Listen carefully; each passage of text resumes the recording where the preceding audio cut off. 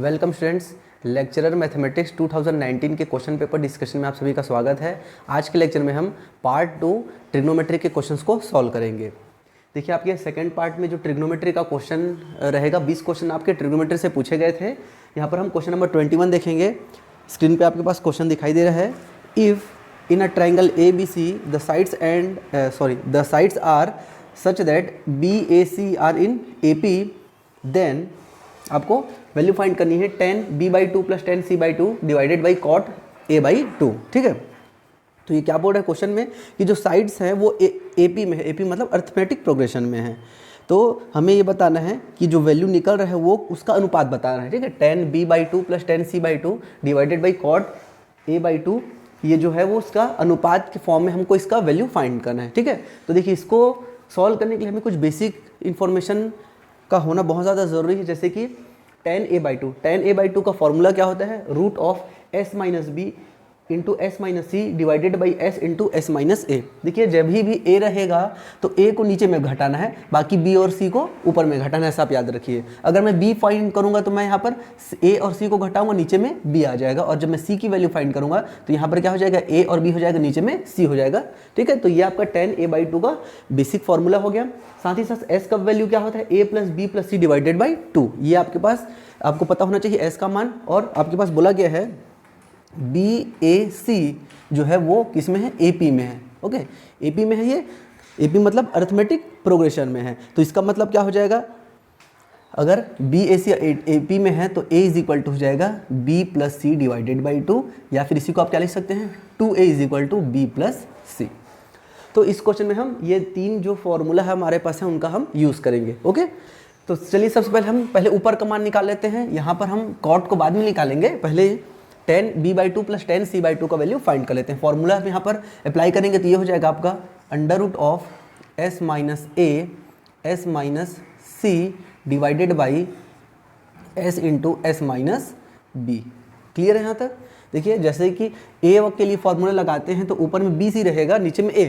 तो अगर मैं b के लिए फॉर्मूला लगाऊंगा तो ऊपर में AC हो जाएगा, नीचे में b, प्लस ये हो जाएगा under root of s minus A S minus B divided by s into S minus C.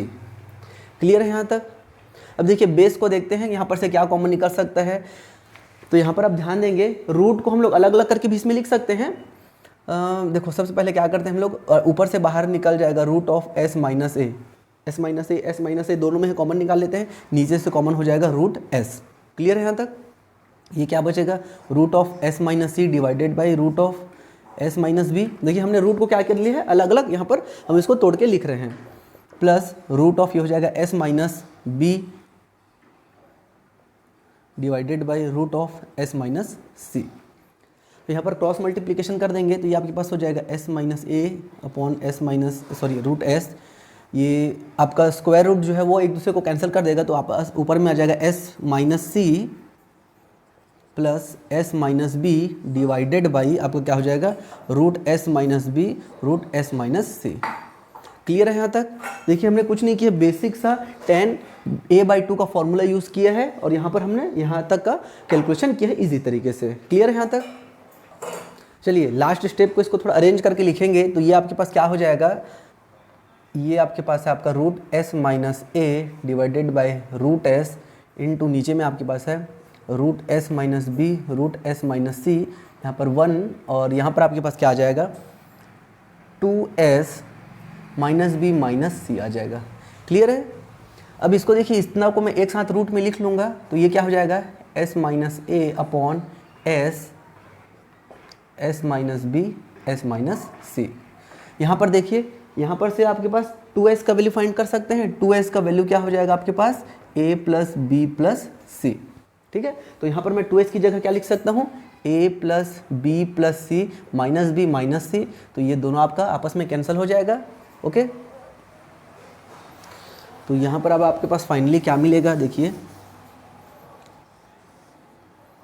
s minus A upon S minus B एस माइनस सी इंटू ये हो जाएगा आपका a। क्लियर है यहाँ तक? अब देखिए जैसे कि अगर हम लोग यहाँ पर tan a/2 का फॉर्मूला लिखे हैं, तो वैसे ही अगर मैं cot का भी फॉर्मूला लिख सकता हूँ। cot अगर मैं a/2 लिखूंगा तो ये क्या हो जाएगा, इसको मैं पलट के लिख सकता हूँ, तो ये हो जाएगा s minus a upon s minus b s minus c। Clear है यहाँ तक? देखिए tan का जो फॉर्मूला है, अगर मैं इसको cot के फॉर्म में लिखूंगा तो इसको मैं पलट के लिख सकता हूँ, है ना भाई। 1/10 a/2 क्या हो जाएगा, cot a/2, तो इसको भी हमने रिवर्स पलट के लिख दिया। अब हम लोग यहाँ पर भी उसी फॉर्मूला को से फाइंड करते हैं कि इसका मान क्या आ सकता था, ठीक है। तो यहाँ पर देखिए ऊपर में a/2 s माइनस ए है, s माइनस ए आ गया, नीचे में s minus B s minus C आ गया, लेकिन ऊपर में s आना था और नीचे में s नहीं आना था, है ना भाई। तो हम लोग इसमें क्या करते हैं, देखिए पहले तो आप इसको बाहर निकाल के लिख लो, 1/√s, इसको हम लोग बाहर निकाल के लिख दिए। अब हमें ऊपर में s चाहिए, तो इस यहाँ पर s का गुणा करते हैं, ऊपर में नीचे में भी s का गुणा कर देते हैं। क्लियर है यहाँ तक? अब हम क्या करेंगे, हमको सिर्फ ये s है, ये s नहीं चाहिए, तो मैं क्या करता हूँ, अब इस s को भी बाहर निकाल देता हूँ। तो ये मेरे पास हो जाएगा 1/√s इंटू √s। क्लियर है? इस चीज़ को ध्यान से समझना, भी बहुत कन्फ्यूजन हो सकता है। एक बार और मैं इसको लिख के बता देता हूँ। देखिए हमारे पास क्वेश्चन में ये था, अभी तक हमने क्वेश्चन को जब सॉल्व किया तो ये वाला फॉर्म अभी हमको मिला था। अब मुझे क्या करना है, मेरे को ऊपर में s चाहिए, नीचे में s नहीं चाहिए। तो मैं क्या करूँगा, जब मेरे पहले तो मैं इस s को बाहर निकाल देता हूँ। यहाँ पर किसी को प्रॉब्लम नहीं होगा, √s हम लोग बाहर निकाल, सॉरी ये 5 नहीं है ना, 5 टाइप मत बनाना। नीचे से मैंने s को बाहर निकाल दिया। अब मेरे को ऊपर में s चाहिए, तो यहाँ अंदर में s का गुणा करूँगा, नीचे में भी s का गुणा करूँगा। अब नीचे वाला s नहीं चाहिए तो उसको बाहर निकालूंगा, रूट लगा हुआ है तो रूट के साथ बाहर आएगा, तो ये हो जाएगा √s, और ये हो जाएगा s minus A upon s minus B s minus C is into A. Clear है यहाँ तक? ध्यान समझिए, कुछ भी अगर आपको समझ में नहीं आया होगा तो आप कमेंट बॉक्स में कमेंट कर लीजिए। जनरली यूट्यूब में क्वेश्चन पूछना बहुत मुश्किल हो जाता है, तो आप हमारे व्हाट्सएप ग्रुप से भी जुड़ सकते हैं, वहाँ पर आप अच्छे से कोई सा भी चीज़ अगर आपको दिक्कत है तो उसको पूछ सकते हो, ठीक है भाई। तो ये आपके पास क्या आ गया, s a ऊपर आ गया, नीचे में s आ गया, ठीक है। और इसका मान क्या हो जाएगा, cot a/2 आ गया। क्लियर है? तो देखिए अभी तक हमारे पास क्या वैल्यू है, ये वैल्यू हमने जो अपना क्वेश्चन को सॉल्व किया है, सिर्फ ऊपर के पार्ट को ना, हमने सिर्फ अंश को सॉल्व किया है। तो अंश को सॉल्व करने से हमको ये वाला वैल्यू मिल रहा है। अब आप देखिए क्वेश्चन में आपको क्या बोला था, 10b/2 plus 10c/2 divided by cot a/2 दिया गया था। तो ये हमारा क्या निकला है, ये हमारा निकला है 10b/2 प्लस 10c/2, और इसके अपॉन में क्या है, cot a/2 है। तो अब हमें इसका मान फाइनली फाइंड करना है। तो ये दोनों आपस में क्या हो जाएंगे, कैंसल, तो बचेगा क्या है, a/s आ जाएगा।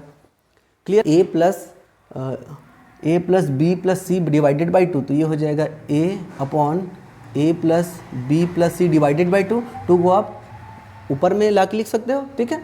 अब देखिए यहाँ पर हमने क्या लिखा है, क्योंकि क्वेश्चन में दिया गया था कि BAC आपके कैसे गुणोत्तर श्रेणी में, ध्यान देना ना, BAC बोला है, ABC नहीं बोला है। यहाँ पर थोड़ा सा कन्फ्यूजन हो जाता है बच्चों को, ABC नहीं बोला है, वो BAC बोला है। तो A का मान क्या हो जाएगा, B plus C divided by 2, या फिर 2A का वैल्यू क्या हो जाएगा, B प्लस C। तो यहाँ पर क्या हो जाएगा, ये 2A और B प्लस C की जगह में हम लोग 2A लिख सकते हैं। तो ये हो जाएगा 2A और ये A हो जाएगा 3A। दैट मीन्स ये A और A कैंसिल, आ गया 2/3। तो जो क्वेश्चन आया था आपके पास, जो क्वेश्चन दिया गया था, उसका मान किसके बराबर हो गया, 2/3। मतलब ये क्या हो गया, 2:3 हो जाएगा। तो यहाँ पर आपका करेक्ट ऑप्शन हो जाएगा ऑप्शन नंबर सी। क्लियर है यहाँ तक? तो देखिए भैया आपका ट्रिग्नोमेट्री का क्वेश्चन सिर्फ और सिर्फ 3 चीज़ों से बना ही है। पहला तो 10a/2 का फॉर्मूला आपको पता होना चाहिए, दूसरा s का मान पता होना चाहिए, और थर्ड आपका जो BAC को अर्थमेटिक प्रोग्रेशन में बोला था उसका आपको सही तरीके से यूज़ करना है, ठीक है। तो ऐसे अगर आप बेसिक चीज़ों को पढ़े रहोगे तभी आप ऐसे क्वेश्चन को सॉल्व कर सकते हैं। पहली बार आप बनाओगे तो बहुत मुश्किल लगेगा, यार इसमें क्या क्या कर दिए, लेकिन अगर जब आप इसका बेसिक चीज़ अगर आप पढ़े हो तो ऐसे क्वेश्चन को ईजिली सॉल्व कर सकते हैं। ओके, नेक्स्ट क्वेश्चन नंबर 22 दिया गया है, यदि त्रिभुज के कोण PQ और √p² plus q² plus PQ है तब अधिकतम कोण क्या होगा, ये आपको फाइंड करना है। तो सिंपल से इसमें फॉर्मूला हम लगाएंगे। अगर आपके पास त्रिभुज के कोण ABC दिए गए हैं तो cos थीटा या फिर cos B निकाल लीजिए, आप cos C निकालो, कुछ भी cos C जो होता है a² plus b² minus c² divided by, ये क्या होता है, आई थिंक ये 2 होता है, a² plus b² divided by, नहीं ये आपका 2 नहीं होता, 2ab होता है, ठीक है, ab 2ab होता है, ठीक है। तो ये आपका अधिकतम कोण के लिए फॉर्मूला होता है। तो यहाँ पर जब हम वैल्यूज लिखेंगे तो ये हो जाएगा cos आपका c इज इक्वल टू हो जाएगा a² मतलब ये हो जाएगा p² प्लस q² माइनस इसका स्क्वायर करेंगे तो ये हो जाएगा आपका p² plus q² plus pq divided by 2pq। तो यहाँ से आपका p square q square cancel हो जाएगा, ये बचेगा pq माइनस में divided by 2pq, that means ये हो जाएगा -1/2। तो cos c का वैल्यू कितना निकला है, -1/2। तो यहाँ पर आपके पास cos c is equal to आया -1/2, दैट मीन c का वैल्यू कितना हो जाएगा, ये 2π/3 आ जाएगा। माइनस दिया है, अगर 1/2 रहता तो π/3 आ जाता, -1/2 दिया है तो ये आ जाएगा 2π/3। क्लियर है। तो देखिए बहुत इजी सा क्वेश्चन था। अच्छा, बहुत बार डाउट होता है कि हमने फॉर्मूला c के लिए ही क्यों लिया है यहाँ पर, है ना, इसके लिए क्यों नहीं, इसके लिए क्यों नहीं लिया करके। तो देखिए जो बड़ा रहता है ना उसके लिए बनाया जाता है, इसको आप ऐसे भी फाइंड कर सकते हो। आप pq का वैल्यू 1 पुट कर लो तो वैल्यू क्या आएगा, 1 और ये आएगा √3। तो इनमें सबसे बड़ा कौन सा है, √3 है। तो √3 मतलब कौन से के लिए आए, इस वाले पॉइंट के लिए आए। तो इस वाले पॉइंट के लिए हम थीटा के लिए या सी के लिए फॉर्मूला यहाँ पर यूज़ करेंगे। क्लियर है यहाँ तक। चलिए नेक्स्ट आपका क्वेश्चन नंबर 23 दिया गया है। Find the value of sin π/16 into sine 3π/16 into sine 5π/16 into sine 7π/16। तो ये वाला जो क्वेश्चन है सिमिलर इसी के जैसा एक क्वेश्चन आपका नगरीय निकाय 2017 लेक्चरर के एग्जाम में भी पूछा गया था। तो ऐसे क्वेश्चन में सिर्फ और सिर्फ फॉर्मूला याद रखने का आपको ज़रूरत है, फिर आप इस क्वेश्चन को इजीली बना सकते हो। फॉर्मूला हम यूज़ करेंगे 2 sin a sin b, ये होता है आपका cos a + b/2 minus cos a - b/2। तो यहाँ पर देखिए फॉर्मूला बनाने के लिए हम क्या करेंगे, यहाँ पर सामने में 2 लाना है हमको, तो इसके सामने में भी 2 लाना है और इसके सामने में भी 2 लाना है। तो मैं क्या करूँगा, यहाँ अगर मैं 2 का गुणा करता हूँ और यहाँ पर भी 2 का गुणा करता हूँ, ठीक है, तो मैंने क्या किया है, कंबाइन करके 4 का गुणा किया है। तो मैं क्या करूँगा, बाहर में 4 से भाग भी दूंगा, तो ये हो जाएगा आपका फाइनली 1/4 और ये हो जाएगा 2 sin π/16 इंटू साइन 3π। अच्छा एक और चीज़ ना, यहाँ पर आप थोड़ा सा आपको अरेंजमेंट को भी ध्यान देना है। अरेंजमेंट को कैसे ध्यान देंगे कि इन दोनों को जोड़ा जाए कि नीचे वाला कैंसिल हो जाए। जैसे कि 7 और 1 8 होगा तभी नीचे का कैंसिल हो जाएगा, और 5 और 3 8 होगा तभी नीचे का कैंसिल होगा, है ना भाई। ऐसा नहीं कि 3 और 1 को ले लो तो π/4 टाइप का आ गया, 7 5 12 में फिर 3π/4 आ गया। तो ऐसा मत करिए आप, ठीक है। आप ऐसा बनाओ कि कॉम्बिनेशन ऐसा बने कि कटाने में आसानी हो, ठीक है, क्योंकि ये सब एक सब गुणा में है तो कहीं पर भी आप किसी को किसी के साथ अरेंज कर सकते हो। तो हम लोग ये 7 वाले को ये 1 वाले के साथ अरेंज करेंगे और 5 वाले को 3 के साथ अरेंज करेंगे। तो ये हो जाएगा साइन 7π/16, ये हो गया आपका पहला, और दूसरा आपका हो जाएगा 2 sin 3π/16 इंटू साइन 5π/16। क्लियर है यहाँ तक। ये हो जाएगा 1/4। यहाँ पर देखिए वैल्यू है आपके पास मिल जाएगा cos a + b/2, मतलब ये हो जाएगा 8π/16 माइनस cos, इसको आप घटाओगे तो कितना हो जाएगा, ये 6π/16 इतना हो जाएगा। क्लियर है यहाँ तक। सिमिलरली ये आपके पास हो जाएगा, देखिए माइनस में आएगा, ठीक है, ये चीज़ क्या होगा, माइनस में आएगा, लेकिन हम जानते हैं cos - थीटा की वैल्यू कितनी होती है, cos थीटा होती है, तो इसको 6π/16 लिख देंगे। यहाँ पर आपके पास हो जाएगा cos 5 3 8, तो 8π/16 माइनस cos, ये हो जाएगा 2π/16। क्लियर है यहाँ तक। ये आपके पास हो जाएगा, ये 8 दूनी 16, तो इसको मैं डायरेक्टली लिख देता हूँ, ये π/2 हो जाएगा। ये हो जाएगा कितना था, 6 था ना, तो 2 3 6, 2 8 में चल देगा, और ये /2 और ये 8, ठीक है। क्लियर है यहाँ तक। चलिए मान रख देते हैं cos π/2, cos 90 में वैल्यू कितना आता है आप जानते हैं, cos 90 में वैल्यू कितना हो जाएगा अपने पास, 0 आ जाएगा, माइनस ये है आपका cos 3π/8, और आपके पास ये हो जाएगा, ये फिर 0 और माइनस cos π/8। क्लियर है यहाँ तक। देख लीजिए भाई, हमने कुछ नहीं किया, सिर्फ और सिर्फ फॉर्मूला का आपको यूज़ करना है। फॉर्मूला अगर अच्छे से पता है तो ये क्वेश्चन इजीली बना सकते हैं आप लोग। तो यहाँ पर आपके पास रह जाएगा 1/4, ये माइनस माइनस प्लस हो जाएगा, तो ये बचेगा आपके पास cos 3π/8 और ये हो जाएगा cos π/8। ओके, अगेन यहाँ पर फॉर्मूला यूज़ करेंगे। देखिए फिर से हम यहाँ पर फॉर्मूला यूज़ करेंगे। अब ये हो जाएगा cos a cos b, तो ये आपका फॉर्मूला होता है cos a + b/2 plus cos a minus B by two. ठीक है, तो यहाँ पर हम क्या करते हैं, 2 का गुणा करते हैं, 2 का भाग करेंगे तो ये हो जाएगा आपके पास 8, तो 1/8 ये आपके पास हो जाएगा कॉस, दोनों को जोड़ देंगे जब तो कितना हो जाएगा 4π/8 और प्लस कॉस घटाएंगे तो ये हो जाएगा 2π/8। ओके, तो यहाँ पर आपके पास आ जाएगा ये cos π/2 अगेन और प्लस cos π/4 आ गया। ठीक है, तो cos π/2 0 हो जाएगा और cos π/4 की वैल्यू होती है 1/√2, दैट मीन्स ये आ जाएगा आपके पास 8√2।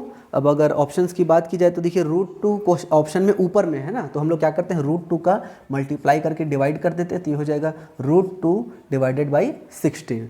सो आपका ऑप्शन नंबर बी यहाँ पर आपका करेक्ट ऑप्शन हो जाएगा।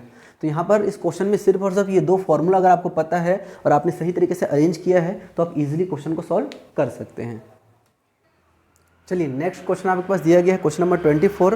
यहाँ पर आपको समीकरण दिया गया है tan square X minus sec की पावर 10x प्लस 1 इज इक्वल टू 0 का यहाँ पर आपके इंटरवल दिया गया 0 to 10, ओपन इंटरवल है 0 to 10 में सॉल्यूशंस की संख्या फाइंड करना है, मतलब इस सेट में ये इंटरवल में इसके पास कितने सारे सॉल्यूशंस आएंगे। ठीक है, तो इसको थोड़ा अरेंज करके लिखते हैं तो ये हो जाएगा आपके पास 1 plus tan square X minus sec की power 10x is equal to 0। ठीक है, 10 मतलब ये 10 है ना, ऐसा 10 मत लिख देना उसको। इसका वैल्यू क्या होता है आपका सेक स्क्वायर एक्स हो जाएगा माइनस ये हो जाएगा सेक की घात 10x बराबर 0। यहाँ से सेक स्क्वायर एक्स को मैं कॉमन निकाल लूँगा तो हो जाएगा 1 माइनस सेक की घात 8x बराबर 0। कंपेयर करेंगे तो ये हो जाएगा सेक स्क्वायर एक्स बराबर 0 या फिर आपका हो जाएगा सेक की पावर 8x बराबर 1 हो जाएगा। ओके, तो यहाँ से क्या हो जाएगा सेक x बराबर 0 या फिर आपका सेक x बराबर प्लस माइनस 1। ठीक है, पावर 8 जाएगा, 1 की घात √8 आएगा। ठीक है, तो √8 मतलब वो प्लस माइनस 1 ही आने वाला है। तो अब देखिए सेक का वैल्यू 0 का भी मिलता है क्या, कि भी हमको नहीं मिलता, तो ये वाला तो पॉसिबल ही नहीं केस। अब सेक का वैल्यू प्लस माइनस 1 देखना है। ठीक है, तो सेक का वैल्यू प्लस माइनस 1 कब कब आता है, चलिए 1 कब कब आता है ये देख लेते हैं। तो 1 कब आता है 0 में, 2π, 4π, 6π में आएगा और आपका -1 कब आएगा पाई, 3π, 5π में आएगा। ठीक है, तो ये सारे पॉइंट्स हो गए। अब देखिए हमें क्या बोला गया है कि 0 से 10 के बीच में हमको बताना है। ठीक है, तो सबसे पहली बात तो अगर मैं 0 से 10 को 0 से 10 को अगर मैं पाई के फॉर्म में लिखूँ तो पाई का वैल्यू कितना होता है, पाई का वैल्यू होता है 3.17 समथिंग होता है। तो देखिए अगर मैं इसको 2π 3π तक लिखूँगा तब मैं वैल्यू 9 पॉइंट समथिंग तक रहूँगा। जैसे ही मैंने 3 से ज़्यादा लिया 4π लिया तो वैसे ही वो वैल्यू 10 को क्रॉस कर जाएगा। तो मैं 3π से आगे का वैल्यू नहीं ले सकता। ठीक है, तो मैं यहाँ पर 3π से आगे के वैल्यूज़ को नहीं ले सकता, तो ये सारे वैल्यूज़ तो मैं ले नहीं सकता।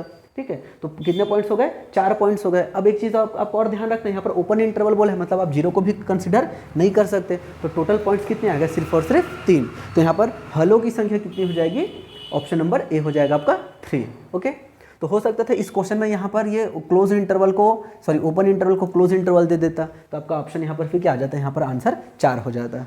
ठीक है, तो इस प्रकार से आपका बेसिक सा ये इंटरवल और यहाँ पर पाई का जो मान है उस पर ये बेस्ड क्वेश्चन था।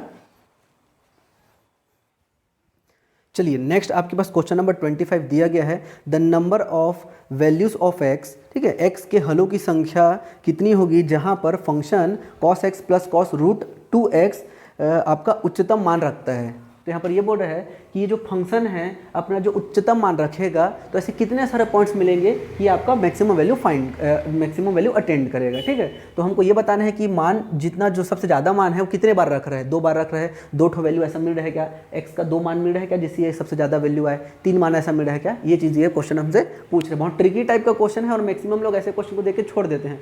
तो देखिए इसको कैसे बनाना है, फंक्शन आपको जो दिया गया है आपको सबसे पहले समझना है कि कॉस जो एक्स है, कॉस एक्स का मैक्सिमम वैल्यू कितना होता है। जैसे कॉस थीटा की जो वैल्यू होती है वो आपका -1 से 1 के बीच में रहता है ना, तो मैक्सिमम वैल्यू कितना होता है इसका 1 होता है हमेशा।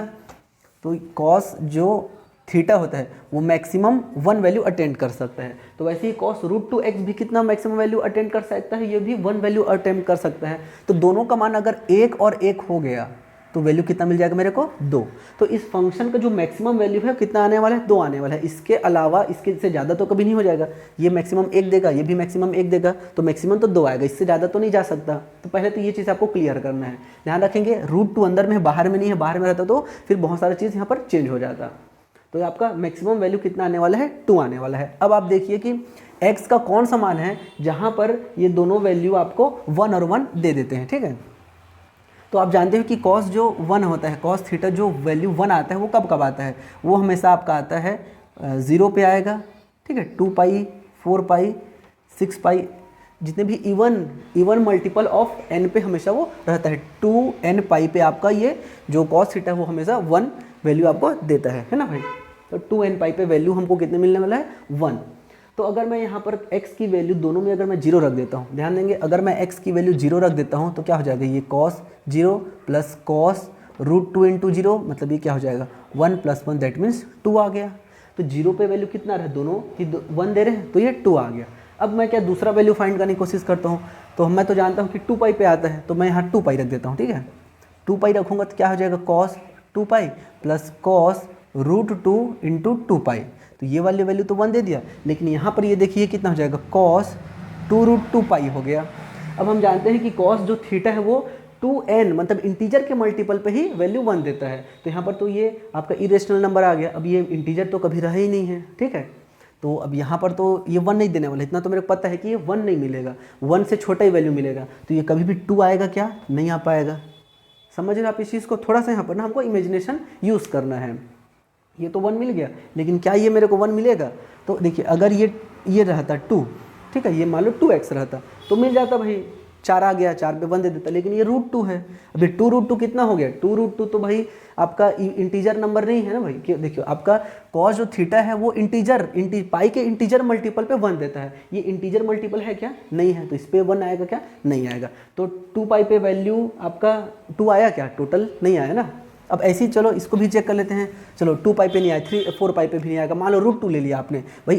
x का जो मान है वो तो कुछ भी हो सकता है ना, वो तो x को फ्री छोड़ दिया है। तो चलो x का मान हम लोग ले लेते हैं √2, तो √2 लूँगा मैं, तो f ऑफ √2 ये कितना हो जाएगा cos √2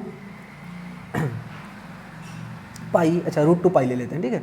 तो √2 पाई हो जाएगा प्लस cos √2 इंटू √2 पाई, तो ये कितना हो जाएगा cos √2 पाई प्लस cos 2 पाई। अब देखिए ये वाला जो टर्म है ये तो अब आपको यहाँ पर 1 दे देगा, लेकिन यहाँ पर फिर से √2 पाई आ गया, मतलब ये आपका इंटीजर मल्टीपल रहा क्या, नहीं है, इंटीजर मल्टीपल नहीं है। √2 क्या है, एक आपका इरेशनल नंबर है, तो इरेशनल मल्टीपल ऑफ पाई आ गया। तो ये फिर से आपका जो वैल्यू है वो 1 नहीं आएगा, 1 नहीं आएगा, तो जो सम है वो 2 नहीं आने वाला है। क्लियर हुआ इस तरीके से। तो देखिए आपने एक बार यहाँ पर आपने x का मान, शायद मैंने x का मान 2 लिख दिया था, ये 2 पाई लेना है ना, इसके जो पहले लिख रहा था ना उसमें 2 पाई ले लेना। तो 2 पाई रखने पे भी नहीं आ रहा है, √2 पाई रखने पे भी नहीं आ रहा है। तो ऐसे करके अब आपको थोड़ा समझना है कि कोई से भी ऐसे पॉइंट्स एग्जिस्ट नहीं करेंगे जब ये दोनों के जो दोनों वैल्यू हैं वो आपको, जो दोनों फंक्शन है वो आपको वैल्यू 1 दे दे। तो सिर्फ और सिर्फ एकमात्र पॉइंट कौन सा है, 0 ऐसा एकमात्र पॉइंट है जहाँ पर ये जो दोनों फंक्शन हैं, ये फंक्शन के जो दोनों पार्ट है वो आपको वैल्यू 1 और 1 दे रहे हैं, जिससे आपका मैक्सिमम वैल्यू 2 आ रहा है। तो सिर्फ और सिर्फ यहाँ पर एक ही पॉइंट ऐसा एग्जिस्ट कर रहा है, और वो पॉइंट कौन सा है, 0 है, जहाँ पर फंक्शन आपका मैक्सिमम वैल्यू अटेम्प्ट करेगा, ठीक है। तो यहाँ पर अब आपके पास बोला गया था हलों की संख्या, तो x का कितना मान निकला है, सिर्फ और सिर्फ एक मान निकला है, तो आपका ऑप्शन नंबर हो जाएगा A। ओके। अब हो सकता था कि इस क्वेश्चन में ऐसा भी क्वेश्चन को पूछा जा सकता था कि कौन से पॉइंट पे मैक्सिमम वैल्यू आ रहा है, तो कौन से पॉइंट की अगर बात करता तो ऑप्शन नंबर बी यहाँ पर करेक्ट हो जाता, ठीक है। तो आपको समझना है कि क्वेश्चन में पूछा क्या जा रहा है। बहुत बार ऐसा होता है कि आप क्वेश्चन को बनाओगे फ्लो में, क्वेश्चन को पूरा पढ़ते नहीं है। यहाँ पर जैसे कि बोला गया था हलों की संख्या की जगह आपने मैक्सिमम वैल्यू सोच लिया, मैक्सिमम वैल्यू तो 2 आ रहा है। जैसे इस क्वेश्चन में 3 पॉसिबिलिटीज़ है, 3 चीज़ें पूछ सकता था। एक क्या पूछ सकता था कि फंक्शन का मैक्सिमम मान कितना आएगा, तो मैक्सिमम मान कितना आ रहा है, 2 आ रहा है। दूसरा पूछ सकता है कि मैक्सिमम वैल्यू कौन से पॉइंट पे मिलेगा, तो कौन सा पॉइंट की बात करेगा तो आंसर 0 आएगा। और मैक्सिमम वैल्यू कितनी बार अटेम्प्ट करेगा, तो सिर्फ और सिर्फ एक बार अटेम्प्ट करेगा। तो अगर आपने इस क्वेश्चन को ध्यान से नहीं पढ़ा तो ऑप्शन A, B, C तीनों पे आप टिक मार सकते थे, ठीक है। तो ऐसे क्वेश्चन से थोड़ा सा अपने को ध्यान रखना है। इजी क्वेश्चन पे ही मैक्सिमम टाइम गलती होता है, मैं अपना एक्सपीरियंस बता रहा हूँ भाई। मैक्सिमम टाइम इजी क्वेश्चन पे आप मिस्टेक करोगे, तो इसको थोड़ा सा ध्यान आप रखना। ओके, चलिए नेक्स्ट आपका क्वेश्चन नंबर 27 यहाँ पर दिया गया है। If cos alpha plus beta into sine gamma plus delta is equal to cos alpha minus beta into sine gamma minus delta, then find the value of cot alpha cot beta into cot gamma, ठीक है। तो इसको हमको value find करना है। तो यहाँ पर हम लोग एक बेसिक फार्मूला यहाँ पर यूज़ करेंगे। बेसिक सा एक फार्मूला होता है, आपने स्कूल टाइम में पढ़ा होगा, जैसे कि इसको बोलते हैं C+D rule. A/B is equal to C/D अगर दिया गया है, ठीक है। तो हम लोग यहाँ पर क्या करते हैं, इसको हम लोग ऐसा भी लिख सकते हैं, A+B upon A-B is equal to C+D upon C-D। इस प्रकार से भी हम लोग इसको लिखते हैं, ठीक है। इसका फार्मूला का नाम क्या है मैं भूल रहा हूँ, ठीक है। या हम लोग शायद 10th या 11th में पढ़ते हैं। तो ये वाली चीज़ का हम लोग यहाँ पर यूज़ करेंगे। तो अभी यूज़ करने के लिए दिख तो नहीं रहा वैसा, है ना। तो इसको उस फॉर्म में बनाना पड़ेगा। कॉस को एक तरफ ले लेते हैं, साइन को एक तरफ ले लेते हैं। ये हो जाएगा आपका cos alpha plus beta divided by cos alpha minus beta is equal to, ये हो जाएगा sine gamma minus delta divided by sine gamma plus delta. Clear है।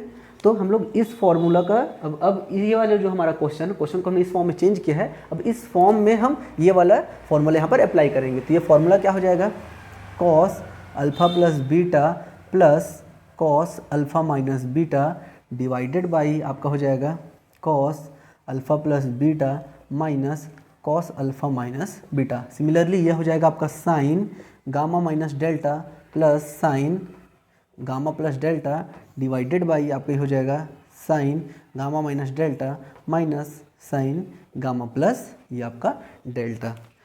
क्लियर है यहाँ तक।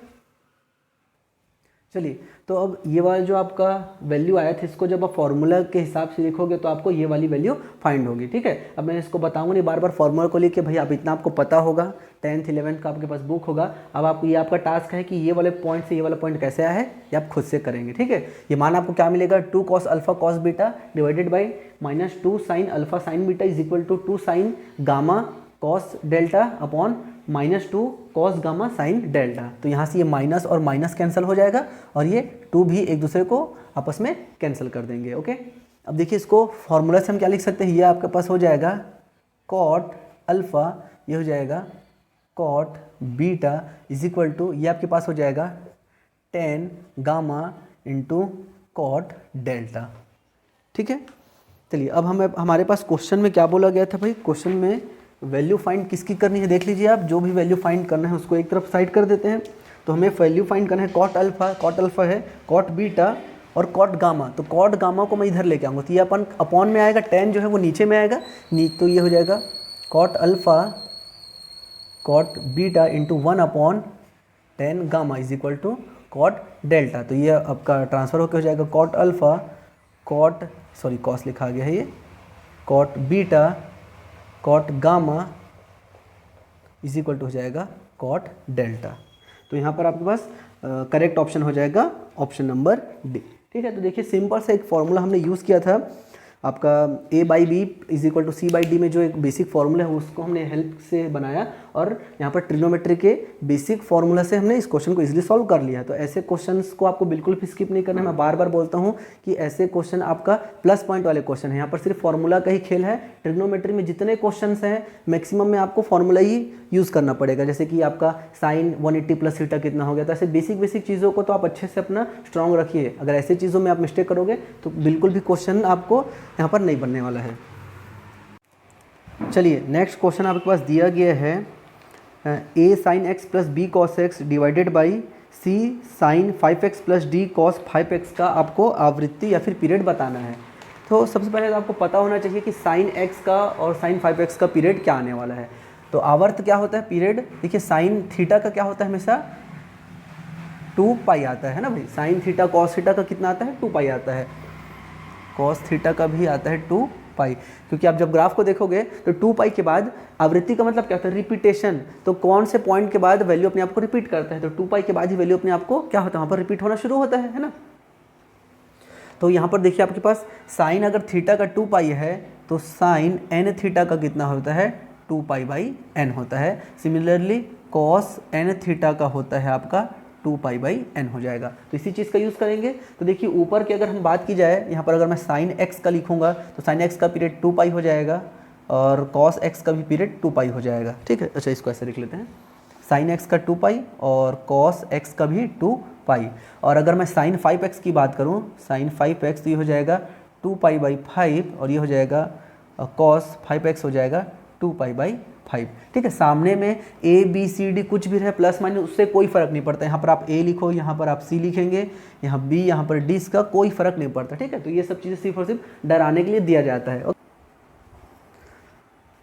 तो ये जो होता है आपका, कभी भी इस प्रकार से दो अलग अलग फंक्शन दिए गए हैं, उनको जोड़ा जा रहा है, उसके बाद उनको डिवाइड किया जा रहा है, तो ऐसे फंक्शन का जब पीरियड पूछा जाता है तो उसको टाइम पीरियड कहा जाता है। ठीक है, तो टाइम पीरियड निकालने का फॉर्मूला होता है आपका, ये आपका फॉर्मूला होता है, आपको LCM, हाँ LCM लेना है आपको। ये जो आपने पीरियड निकाला है, ठीक है, ये जितने भी पॉइंट्स हैं आपके, देखिए ये बाई 1 और ये बाई 1 है, तो जितने भी आपका पीरियड निकला है तो उसमें जो अंश है, अंश का आपको LCM लेना है। ठीक है, अंश कौन कौन में आएगा, 2π, ये हो जाएगा 2π और 2π, इसका LCM लेंगे और HCF लेंगे न्यू डिनोमिनेटर का, तो ये हो जाएगा 1, 1, 5 और 5। ठीक है, तो यहाँ पर आपके पास LCM लीस्ट कॉमन मल्टीपल कितना हो जाएगा 2π और HCF GCD कितना आ जाएगा 1, तो फाइनल आपका आंसर हो जाएगा 2π। सो आपका करेक्ट ऑप्शन यहाँ पर C हो जाएगा। ठीक है, तो देखिए चलिए ये जो आपका क्वेश्चन था, क्वेश्चन नंबर 30, इसको हम लोग एक दूसरे मेथड से भी सॉल्व करके देखते हैं। ये आपका जनरल मेथड है, वो तो आपका शॉर्टकट मेथड था, और शॉर्टकट मेथड कई बार गलत भी हो जाता है, तो इसको जनरल मेथड से बना के देखते हैं इसका आंसर क्या आने वाला है। तो जैसे कि आप जानते हैं कि साइन जो थीटा होता है उसका पीरियड 2π रहता है, मतलब 2π पे वो रिपीट होना शुरू हो जाएगा। तो 2π पे अगर रिपीट हो रहा है तो वो 2nπ पे भी रिपीट होगा, n के मल्टीपल पे, तो 2nπ पे भी वो आपका रिपीटेशन देगा। सिमिलरली कॉस भी आपका 2nπ पे भी रिपीट होना शुरू हो जाएगा। तो हम लोग क्या करते हैं, t का वैल्यू 2π से यहाँ पर स्टार्ट करते हैं। ठीक है, देखिए ऑप्शन की अगर बात की जाए तो यहाँ पर 4π, 3π, 2π, 5π था, तो सबसे छोटा हमने 2π लेके चला है। ठीक है, तो जनरली आपका ऐसे क्वेश्चन में आप स्टार्टिंग 2π से ही करना, वहीं से आपका मेनली आंसर आ जाता है।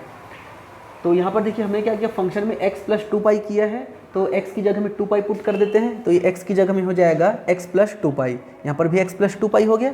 यहाँ पर x की जगह में x + 2π करोगे तो 5x और 10 हो जाएगा। ठीक है, यहाँ पर हमने क्या किया है, यहाँ पर ऐसे किए हैं sin 5x + 2π, तो ये कितना हो जाएगा, sin 5x + 10π हो जाएगा। क्लियर है, ऐसे ही हमने यहाँ पर d के लिए भी कर लिया है, d cos 5 + 10π हो गया। अब देखिए मैंने यहाँ पर लिखा है कि sin 2nπ + थीटा की वैल्यू sin थीटा होती है, तो अगर मैं ऊपर को छोड़ देता हूँ नीचे की बात करूँ तो यहाँ पर क्या है 10π है, तो अगर मैं n की वैल्यू 5 लूँगा तो मेरे को वापस से क्या मिल जाएगा, ये वाली वैल्यू वापस से sin थीटा ही देगा। और ये cos भी अगर यहाँ पर मैं n की वैल्यू 5 ले लूँगा तो ये cos थीटा जो है वो आपको क्या दे देगा, cos 5x + 10π जो है वो आपको क्या दे देगा, cos 5x दे देगा। तो वैल्यू है यहाँ पर आपके पास हो जाएगी a sin x, क्योंकि 2π पे रिपीट हो जाएगा, plus b cos x divided by c sin 5x, क्योंकि 10π पे रिपीट हो जाएगा, तो 10π + थीटा है वो समझिए आगे पीछे करके इसको लिखा गया है, प्लस d cos 5x। तो देखिए आपका जो यहाँ पर फंक्शन था वही वापस से यहाँ पर आपके पास f(x) मिल गया। तो देखिए फंक्शन में आपने किसको जोड़ा है तो आपका वापस वही फंक्शन मिल गया, 2π को आपने जोड़ा था तो आपको वापस से वो चीज़ रिपीट होते मिल गई है। तो इसका मतलब क्या हुआ, पीरियड आपका हो जाएगा 2π का ये आपका आवृत्त रखेगा। तो यहाँ पर से क्वेश्चन नंबर आपका 30 जनरल मेथड से भी आपका ऑप्शन नंबर C करेक्ट हो जाएगा। और मैं यही आपको सलाह दूंगा कि पहले आप जनरल मेथड से ही बनाइए। वो जो फॉर्मूला वाला है उसमें मेरे को थोड़ा सा डाउट है, उस फॉर्मूला में एक थोड़ा सा डाउट ये है कि जो LCM और HCF हम ले रहे हैं उसमें आपका न्यूमरेटर और डिनोमिनेटर में मेरे को थोड़ा सा डाउट है। अगर वो चीज़ क्लियर हो जाएगा तो मैं आपको नेक्स्ट वीडियो लेक्चर में उसको क्लियर कर दूंगा अच्छे से। अभी फिलहाल आप इस जनरल मेथड से पहले बनाएंगे, उसके बाद आप उस शॉर्टकट तरीके को याद रखिए। ठीक है, तो इस प्रकार से हमने आज यहाँ पर टोटल 7 क्वेश्चंस को सॉल्व किया है ट्रिग्नोमेट्री में।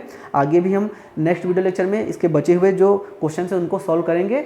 इस वीडियो लेक्चर से संबंधित कोई सा भी अगर आपको डाउट है तो आप हमारे व्हाट्सएप ग्रुप पे ज्वाइन हो सकते हैं, वहाँ पर आप डाउट डिस्कशन कर सकते हैं। आप अच्छे से अपना प्रैक्टिस करिए। देखिए ट्रिग्नोमेट्री में बेसिक चीज़ें आई हुई है, तो आप एक फॉर्मूला बुक बनाइए जिसमें आप जो भी आपने आज नया चीज़ पढ़ा है, जैसे कि ये वाला चीज़ है या आपको टाइम पीरियड हो गया, अगर आपने कुछ नया चीज़ पढ़ा है तो उसको आप अपने फॉर्मूला बुक में बनाइए और उसको रिवीजन करिए। जितना ज़्यादा आप रिवीजन करोगे आपका नॉलेज शार्प होगा और उतना ही अच्छे से आप एग्ज़ाम क्वालिफाई करने का आपको पॉसिबिलिटी बढ़ जाएगा। ठीक है, तो मिलते हैं नेक्स्ट वीडियो लेक्चर में। Thank you.